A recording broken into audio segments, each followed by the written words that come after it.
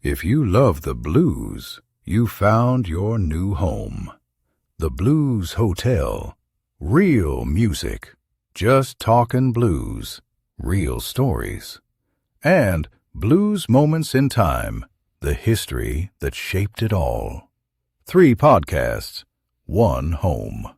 The Blues Hotel Collective. Listen wherever you get your podcasts. From the Blues Hotel Collective, welcome to Blues Moments in Time, where every groove holds a memory and every moment echoes the truth of what came before. Today, we rewind the reel, trace the footsteps, and revisit the chapters that shaped the blues. Here is our host, Kelvin Huggins. Welcome to Blues Moments in Time, the podcast dedicated to exploring the rich history and the cultural significance of blues music. Today, we're turning back the clock to examine the events of February 9. It's a date that sits at the crossroads of political struggle, the birth of rock and roll, and the quiet passing of Delta legends. So let's start with the cultural landscape.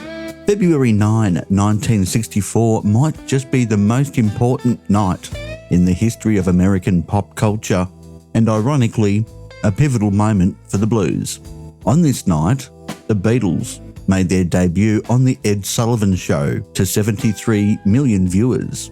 Now you might ask, what does a pop band from Liverpool have to do with the blues? As we always say, everything. These British lads were obsessed with the records of Muddy Waters, Howlin Wolf and Chuck Berry, as we know. Their massive success on that February night kicked open the door for the British invasion, which ended up re-importing the blues back to white America. Suddenly, the teenagers screaming for the Rolling Stones wanted to know who wrote Little Red Rooster, giving a second wind to the careers of the Chicago blues giants who had inspired them.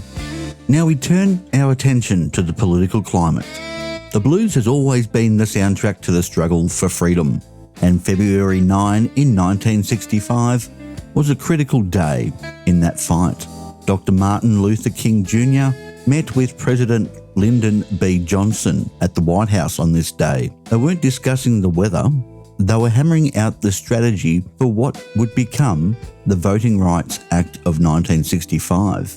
For the bluesmen and women of the Delta, who had lived their entire lives under the shadow of Jim Crow, this meeting was a step toward the dignity that their music had always demanded. But the political winds weren't always favourable. 15 years earlier, on February 9, 1950, Senator Joseph McCarthy gave the speech that launched the Red Scar. This wave of paranoia would crash down on the folk and blues revival, blacklisting artists like Josh White and silencing voices that spoke a little too loudly about equality. And of course, no discussion of blues history would be complete without exploring the music. On this day in 1932, the legendary Big Bill Broonzy stepped into a studio in Richmond, Indiana. Broonzy was a shapeshifter. He could play the country blues of his youth and the hard-driving city blues of his future. Those sessions captured the sound of the blues in transition, moving from the porch to the pavement. Now fast forward to February 9, 1957, and we see another transition. The pop charts saw Elvis Presley knock Guy Mitchell's Singin' the Blues out of the #1 spot. It was symbolic. The polite orchestral blues of the pop world was being showed aside by the raw, hip-shaking child of the blues, rock and roll. February 9 has also marked the beginning of life for some incredible blues musicians. We celebrate the birth of Walter Page in 1900. Known as the Big One, Page was the bassist who drove the Blue Devils and the Count Basie Orchestra. He essentially invented the walking bass line, that steady thumping heartbeat that lies underneath almost every shuffle you've ever heard. We also wish a heavenly birthday to Major Lance, born this day in 1939, a hero of the Chicago soul scene. Lance took the grit of the blues and polished it into something you could dance to.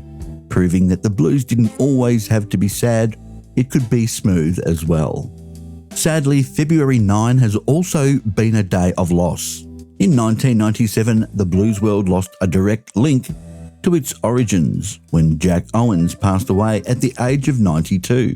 Jack was from Bentonia, Mississippi, and he played in the haunting minor key style, made famous by his friend Skip James. He didn't chase fame, he stayed home, ran his juke joint and played the blues the way they were meant to be played, for his neighbours on his front porch. And in 2005 we said goodbye to Tyrone Davis, the velvet voice of Chicago. Davis showed us that a bluesman could wear a tuxedo and still break your heart, bridging the gap between the Chitlin circuit and the disco floor. And that is all the time we have for today's episode of Blues Moments in Time. I'm Kelvin Huggins. Join us next time as we continue to explore the fascinating history of the blues.